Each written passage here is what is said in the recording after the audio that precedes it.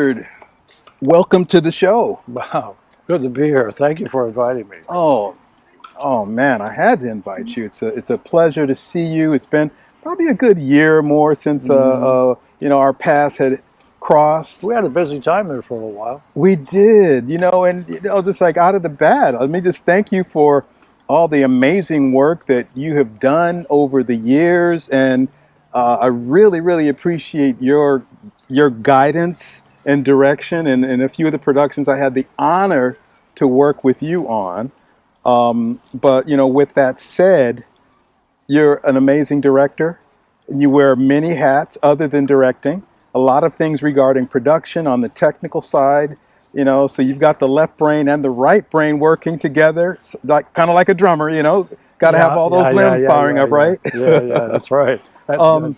But you've done really, truthfully, a lot of things in your career, ranging from interactive media, to working on films related to NASA back in the day, to positive thought, with people like Lisa Nichols, and many others in that vein of talking about the positivity of the universe and what thinking can do for you.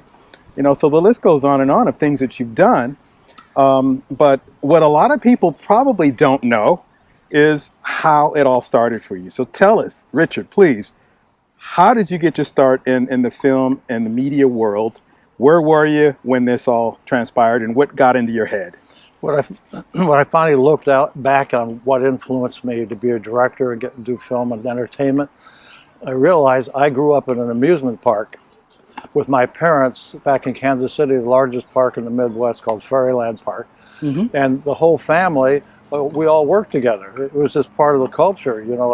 My brother and I shared a bicycle, thought nothing of it. You'd make do with what you can do, and the whole family worked in the park. My father was a photographer, and he built a photo booth and stand. He was the guy who innovated those first little booths where you sit and take your picture. He built the first camera and did all that. It was innovative at the time. First time they ever had anything that way you could have a picture done quickly. And so he built rides, ride in the dark, scary stuff where you go into illusions, have stuff jump out of the dark with you, and that was part of it. Next door he had what we called a fun house, is a mirror maze house. As a 9-year-old kid, I sat out in front and collected tickets, and I had to clean all the glass. I don't like windows to this day. I had to wash every glass in the glass house. So I realize now that I was in the entertainment business. We were entertaining people to collect money, so it was just natural progression. So when I took pictures of people behind a comic board with a head over a board with a picture, I had to make them have fun and look like they're enjoying themselves, because they would say, well, I don't smile, I don't look good smiling. Then I'd get them to smile and get their picture, and their friends said, that's the best picture I ever saw you. So that's when I realized part of that directing is get people to be natural, be themselves, and show their true side. Absolutely. So that's how that started. Absolutely. So that definitely came at a young age. Oh yeah. So going from that environment and transitioning to the inkling of I want to be a director, what transpired in your world for you to make that shift, and also moving to California? Well, directing is all the aspects. It's also working with the people. How do you deal with people? How do you keep the ship moving forward? How do you go regardless of what's happening? And there's an attitude you have to develop to be a director, that you don't take no for an answer. No matter what, you're going to get this thing done. I got a reputation. They used to call me Magic Richard, because everything was collapsing on the show they were going to do, and it's raining. It was supposed to be a picnic outside, and the wind didn't come up, and the sailboat didn't go through. And they're saying, now what are you going to do, Richard? And I said, just a minute, and it's a last minute, sun pops through the clouds, it hits the sailboat starts sailing, a guy with a dog just jumps through the frame, catching a frisbee, and cut. And they all go, dang, man, why do you do that? I said, you just got to hang in there. That's a philosophy. So being a director is, you've got to encompass the whole thing, and a large part of it is dealing with the people you're with, and respect them, and encourage them to bring the best thing. In Hollywood, I found a lot of crews are intimidated. They got assistant directors over their shoulder watching them and stuff, and so they don't want to give as much as It's not true. It can't say overall, but I had this experience. A little bit reserved, huh? Yeah, well, they want to hold back because they don't want to get caught making a mistake or doing something wrong, so they don't contribute. So I go down the set and I say, look, I'm here to have fun. I hope you are too, you know. That reminds me of a story John Frankenheimer once talked about in his early days as a director with NBC and some of the Playhouse work that they did back in the 50s. But he was an assistant director. And in this situation, and you talk about, you know, holding back, not making mistakes, whoever the quote unquote director was really, really green.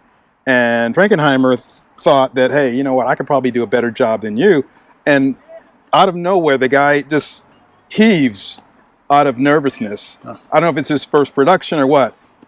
It was like an embarrassment to him, but Frankenheimer sort of wipes it off because it's all over him. Wipes it off and goes to, you know, the producers of it and said, listen, I could do a lot better job than this guy. And they say, you know what? You're hired. Do it. Do it. So I think people sometimes they're thrust into those situations because perhaps others are a little bit too reserved. Would you agree? Yes, that's true. You know, I've been willing in my career to do anything that has to do with making film and television, commercials, infomercials, whatever pays the bills so I can be free to make the movies I want to make and do the projects I want to make. And frankly, there's a lot of Hollywood movies I just did not want to be involved in doing. I couldn't get excited about zombie movies or car chases or whatever. If I don't feel something for the character, I don't really, you know, that's why I'm not a big fan of the you know, I hate to say it, but I'm not a big fan of the superhero movies because it's the same story over and over again. Nobody can get killed. You don't have to worry about it. And then my wife says, "Well, that's not true because some of them get killed now." And she's a big fan. You know? Would you say that there's really nothing new in Hollywood, nothing original? Is that a fair statement or no? Oh, it's the same thing in life. You know? It's the same story over and over again. History repeats itself. Shakespeare said it, we're all just characters on the stage. You know, it's the same story. And that's why it resonates with us. As a good writer, in your genetic gene pool, we know all the stories. Our generations have lived through them all. You know, it's about letting them out. Just, you know, what moves you? What do you want to talk about, you know? Sure. You know, having a chance to do a big production is wonderful, and I've done a lot. I've done over 2,000 productions in my life, including commercials and television shows and you know. So I've not too shabby. No, I've enjoyed not it. At all. I'm always working. People come out of LA. They get on a show. They may be on for 3 months, and then they don't work the rest of the year. They work 6 months. They don't work. They come knocking on my door. Hey, how do you do this? You're always working. You always got something going on. I said, because I'm willing to do whatever.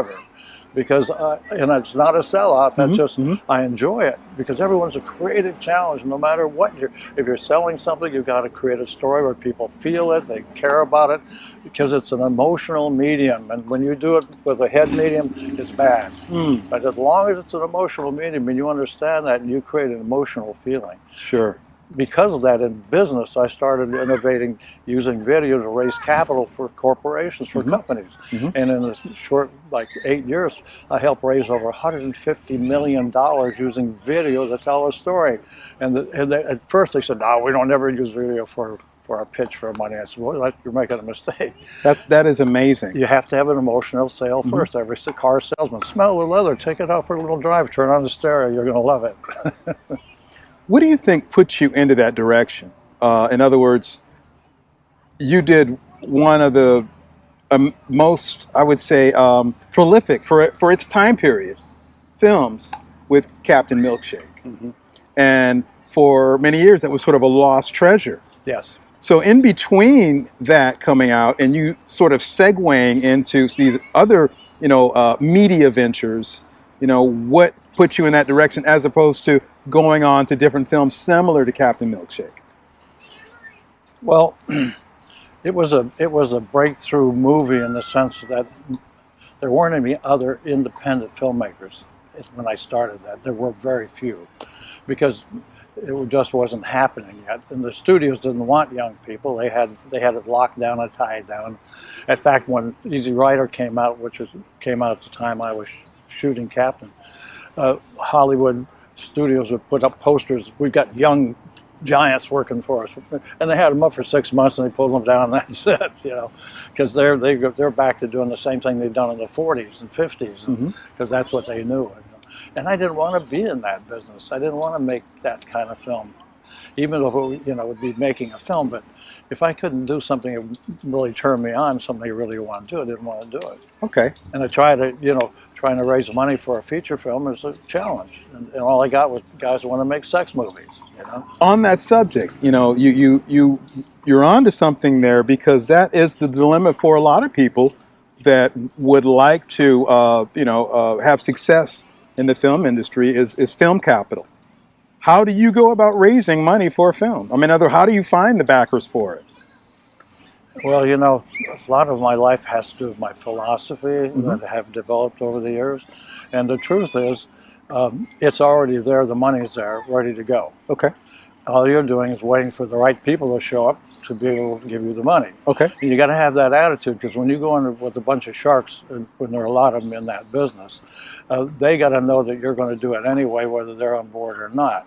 And they'll say, "Hey kid, how long have you been showing your movies? 3 months. Well, come back when you're done, and we'll make a deal, see if we can help you out, buy your film from you." How do you deal with that sort of situation? You'd say thank you very much, and you're not the right mix for me, so thank you. Okay. If you know you're in a dead end street, there's no sense there kidding yourself, and you're your own worst enemy, raising money. Right. Because you have all these attitudes about it. And where am I going to get that kind of money? And I wanted to make the kind of movie I want, and they don't want it, and all that stuff is going on.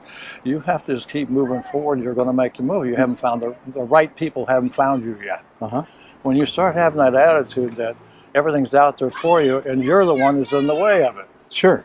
And so I didn't want to get into that Hollywood scene and do those kind of other movies that I don't want to do. And I didn't want somebody over my shoulder telling me what I had to do. I'd rather hang out and go raise some money and do something else. That makes good sense. Keep my hands in the industry and keep getting better, changing the technology. I went from 35 millimeter film to digital filmmaking, and I had to change all along the way. But the discipline I learned in doing 35 millimeter, and the discipline you have to have, when you put up a slate, you clack $125 just to clack the slate, just for the film. So when you're running that kind of money, you got to be smart. Yeah, absolutely. Talking about technology and movie making, there is this challenge going on now about giving a seasoned director an iPhone and giving someone that knows nothing about, telling the story, so to speak, with, let's say, a red camera. You know what I mean? Do you think it would make a difference having the technology or having that experience to tell the story? Well, it's got to be the combination. I got to keep on my game. I've had interns for 25 years, and they're all in a semester, and they're young people, and I'm with them all the time, and we're trading back and forth. And I'm not afraid to ask them. I'm saying, "Hey, I don't know that. Tell me how they do that," or whatever. We trade back and forth. Okay. I'm giving them a lifetime experience of how to be a director, and how to raise money, and how to put yourself together, and how to do a show. So I stay on top of it, and and I'm not determined to be the top of that knowledge level, because I got too much other things to do. Sure. I'm putting novels together right now, and developing pitch packages, and building show Bibles for these shows to be able to go out and sell them. Okay. And so I've had to make deals with authors, and have to get agreements and all the legal things I need to do, and then I have to build a pitch package, which is a lot of work. Sure. I just finished 3 of them, and I got 2 more to do. So. Okay. So that's all you can do, Absolutely. You got to get diversity, basically, right? Yeah. Being diverse in what you do, would you say? Absolutely. Always some diversity, but that's the joy of this business. It absolutely it calls on every experience in your life. There's a time when you're on the set and something broke down, because well, we don't have the board to put on the camera mount didn't show up. I said, well, give me a 2x4, get some piano hinges, stick it on there, and we'll get a suction cup and stick it on the door and fold it up and put the camera. Come on, we got to get shooting. I can't sit here and worry about why it didn't show up from Hollywood. We got to go. Ah, And I love the fact that things I learned in my life from carpentry or whatever always apply. There's something you can do. The dolly wheels are squeaking, making noise, and they're saying, "Oh, Richard, man, we got to rebalance tracks. It'll take 10, 15 minutes." I said, go for it. I understand it's squeaking. We can't shoot with that, and I'll go shoot something else. You go ahead and take care of that. Get it done. But I understand what's going on. I'm not there going, well, if you don't get this thing running in the next 10 minutes, you're all fired. I've seen those guys that don't know their ass. They're out there. 10 soldiers. Yeah. So, and when you have that broader experience, the crew always respects you if you respect them. And then they're willing to do more.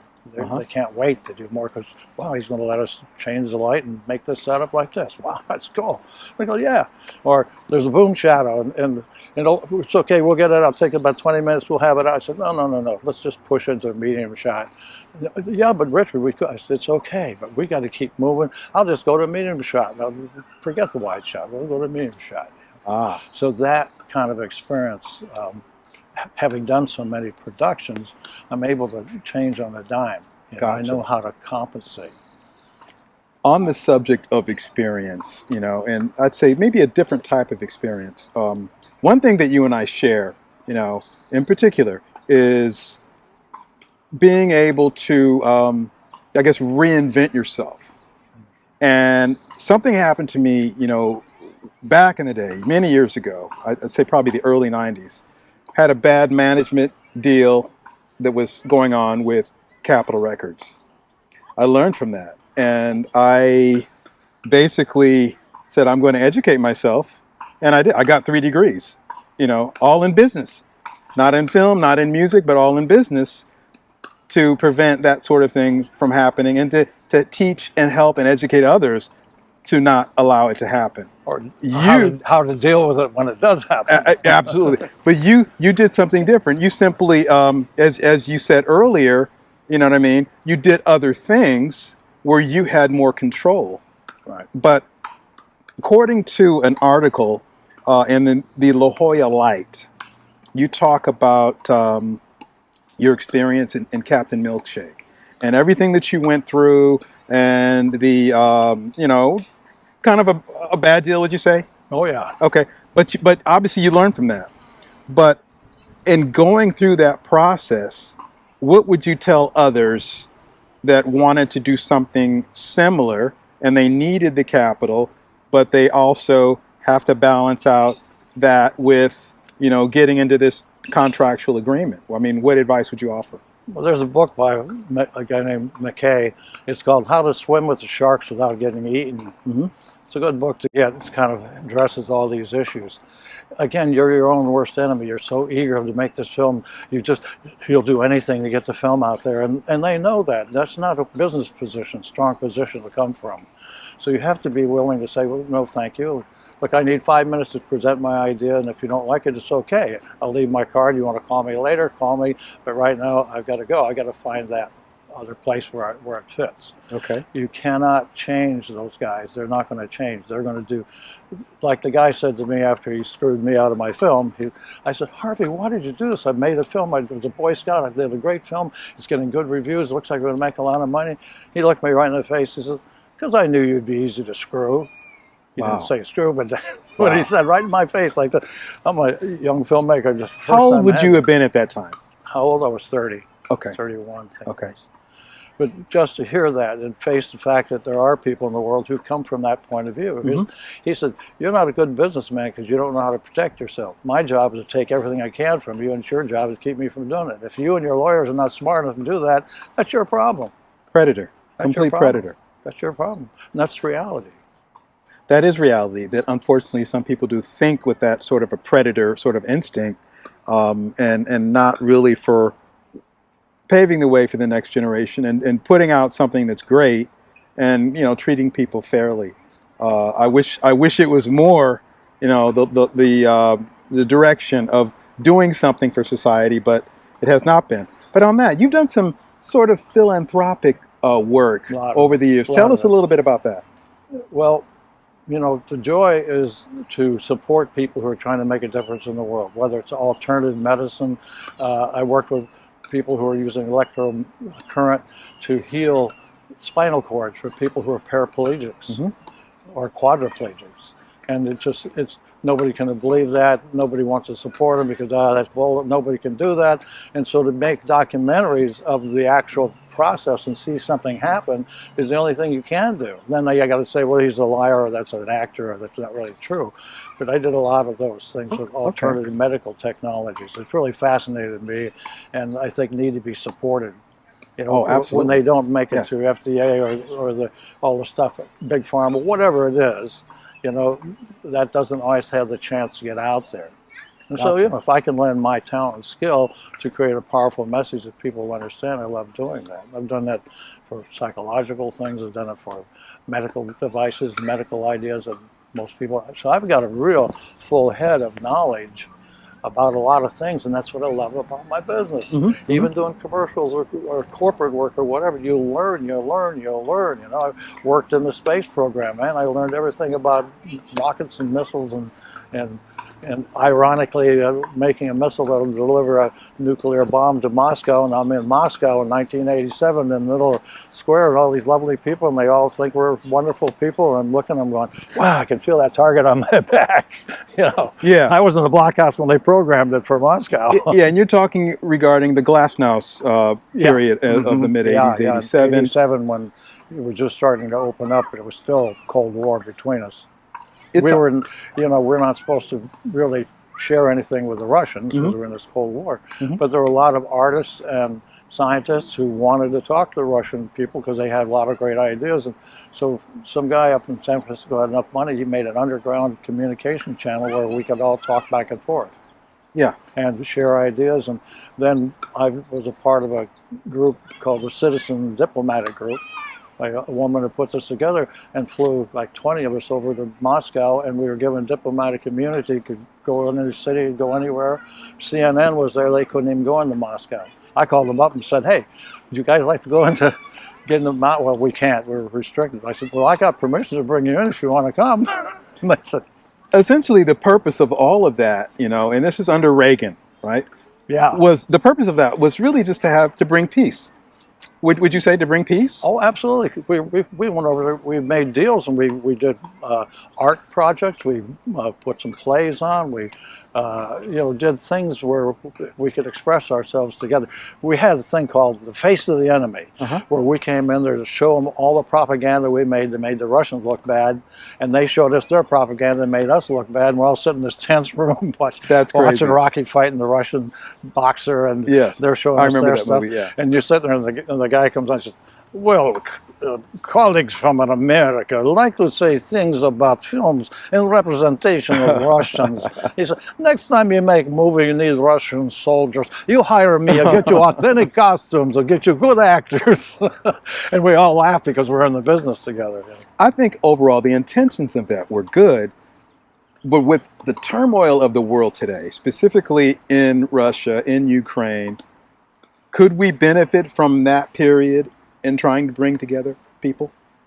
Well, it's always the artists and the people who have the heart for wanting to have peace or have people together play together.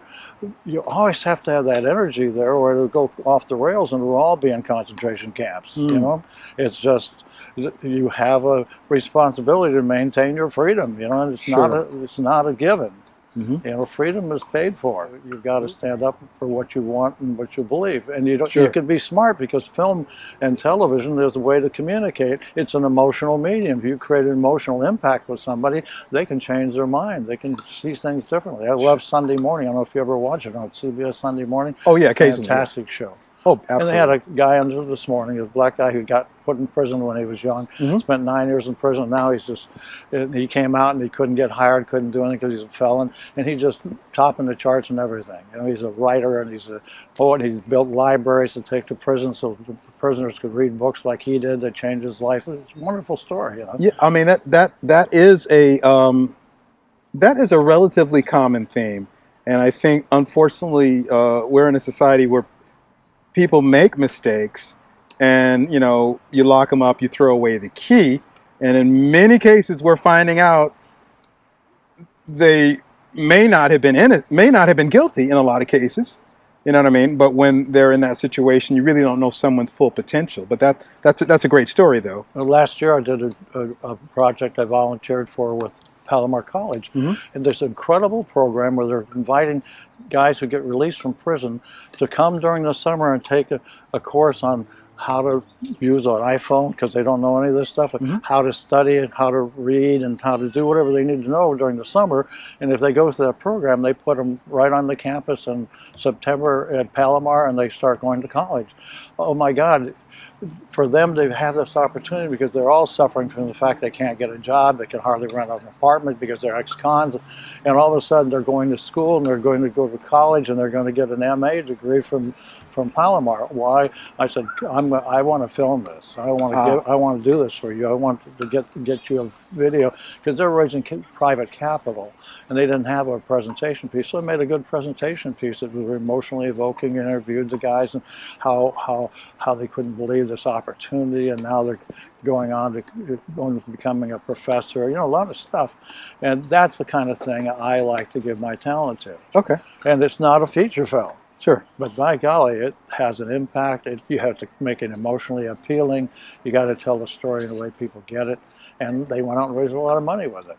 Keywords, tell the story. And that's one of the first things that you learn in film school, so I'm told, is to tell the story, not show the story. Tell the story. I want to play a little word association with you. So just roll with me. This is fun. Give me the first thing that comes to your mind. I'm going to throw some historic characters at you. Just tell me the first thing that comes to your mind. Alfred Hitchcock. One word. Give me one word. Suspense. Okay. Nelson Mandela. Amazing. Okay. Marilyn Manson. Again, Marilyn Manson. Yeah. Crazy. Okay. All right. That's not negative. Yeah. Oh no, not at all. Made a lot of money with that one. Yeah. Jimi Hendrix. Excuse me while I kiss this guy. Okay. No. That's a fair one. Okay. He's total original. Just Okay. Original. Okay. All right. Bill Clinton. Good old boy. Okay. Putin. Crazy ass. I would agree. There's more, but I would agree. that's just at that point. Richard, who are your favorite directors? Do you have some favorites? Maybe somebody that you sort of looked up to when you were coming up? Oh God, so many of them. I was really big into foreign films when I was a kid. Mm-hmm. School. It was the first time I ever saw any other kind of movie. Antonio and different foreign directors at the time. But I love all. Anybody can like. I love Spielberg's work, even though people don't realize. But his movie with Phone Home. He's a hustler. He went and got himself an office on the lot and put his name on the curb and back there like he was a producer. Yeah. I mean, that's chutzpah. Yeah. The guts. And that movie was made because he got AT&T to put up money. Are you talking about the movie Duel? No, I'm talking about his movie Phone Home. Okay. E.T. Okay. But it was he got AT&T and said, look, you got a brand new campaign called Phone Home. I want to make this story about an alien that's lost. And then he got Reese's Pieces to put in the dough, and he had all these big commercial people to put the money in, and he built the film for that purpose, to help them sell their products. Sure. And everybody loves it as a wonderful motion picture classic. But they don't realize how he was on the back end, the brilliance from a business standpoint. From a business standpoint, and God bless him, he raised the money to make the movie, and then he made up the movie to fit the money, But it happens. It can happen. Doesn't matter how you do it. You get the chance. Look what he did. He built a hell of a career. Oh wow, he sure did. But just that unwillingness to take no and just keep moving forward. If you can't do that as a filmmaker, you'll never make it, because you're going to get a lot of no's. I was in a business group for 20 years called CEO Space, and one of the exercises was that everybody imagined they had $5 million to contribute, and then you have to go around and ask everybody, hey, I've got this idea and I need money from you. They go, no, no. And there'd only be a few of them that had it, but if you kept going, you'd finally get the one that had the $5 million to make your movie. Mm-hmm. You know? And that was a great lesson, because it's very discouraging to keep getting all these no's and getting all these no's. Sure. But the lesson was you're eventually going to hit the yes if you keep going, because you're learning along the way. You're learning how to make your pitch a little better. Lisa Nichols, she was famous for telling you to make an elevator pitch. You got to make it so fast. She said, I literally was in an elevator, and I was coming down, this guy next to me, and he says, so what are you doing? She says, I help teenagers fall madly in love with themselves and make critical decisions. He said, well, how the hell do you do that? Well, I got this thing called, supporting your teen spirit. Yeah, yeah. And we handle, we've helped more than 5,000 kids. And that was one of your productions with One Productions, Yeah. is that correct? Okay. Yeah. But anyway, so she gets to the bottom of the elevator, and he says, I'd like to write you a check. And he says, here's a check for you. I like what you're doing, $25,000. Well, yeah. She wasn't begging, asking, or anything. She was telling her story, but in a clear, concise, powerful, and quick way. And that's my motto in my business. Clear, concise, powerful, and quick. Wonderful. Make your movies like that. Make everything like that. That is excellent. Excellent. Richard, what in particular would you say to an aspiring film director that's coming up in this, this new era of social media and everything else? Would you give them any advice or things to avoid that would be helpful, things that maybe you would have maybe done different, maybe not? What would you say to that young kid? Maybe even your younger self. What would you say to your younger self? Well, you have to get straight with yourself about who you are and what you want to do and what's important to you and what your values are. You have to come from a place of power in that the fact that you believe in yourself. You may not know everything you need to know, because you never do. You're always learning. Technology changes. I'm still learning every day. New technology, new whatever.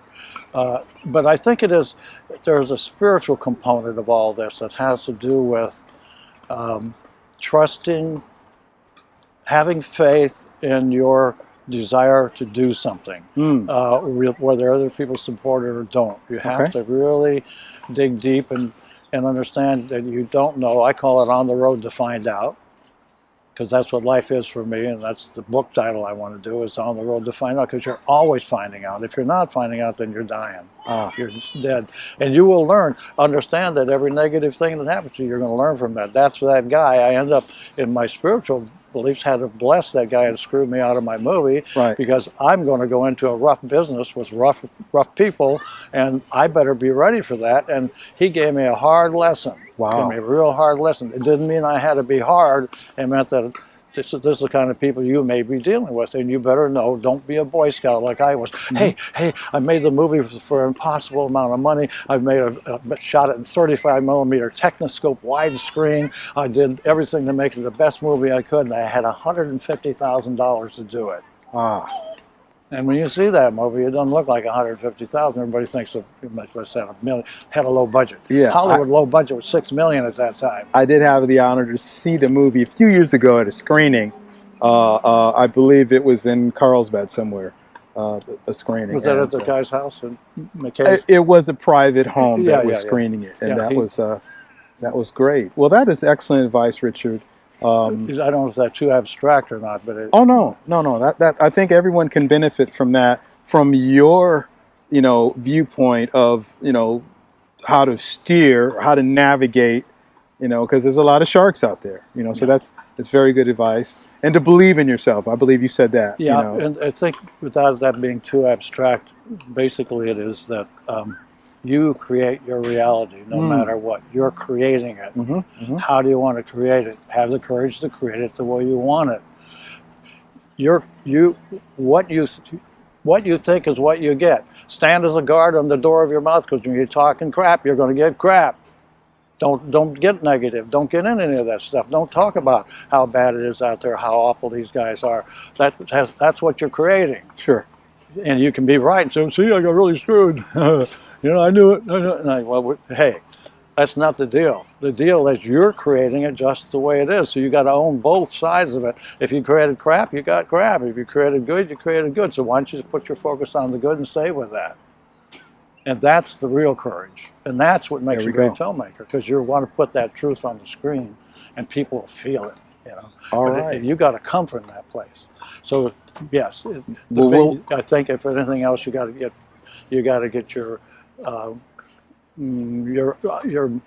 your philosophy built on the fact everything's already completed and it's already perfect and it's already done. I'm just waiting for all the component pieces to show up. And when I start working like that, I'm amazed every day. This stuff, I say to Sally, hey, what we need is this, and all of a sudden there it is. And you know, I need a new leaf blower. And looking at that, and the guy said, I got this $300 leaf blower for $20. You come and get it now. You know, so it's like those may be little things, but it's the truth is that I expect that. I expect I'm going to get a deal. I expect that everything's going to work in my favor. Sally and I both have lived a life like that, where we just expect everything's going to work out for us. Being on the road in a carnival is a tough business. Sure. And by the way, for the record, Sally is your wife and your production partner. Yes, right? That's correct. Right. Yeah. And we produce between us 6 kids. Yeah. Nice.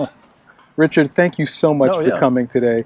We really, really appreciate your words of wisdom, telling your story, because I mean, people can read, you know, things. They may or may not be exactly the way you viewed it. You know, if you're reading an article or something, but we're hearing it from you directly. This means a lot. So a lot of people will benefit from this. Thank you so much for coming to you. You're welcome. Thank you for the opportunity. Blessings to you in your wonderful career. Thank you. Thank you. Namaste.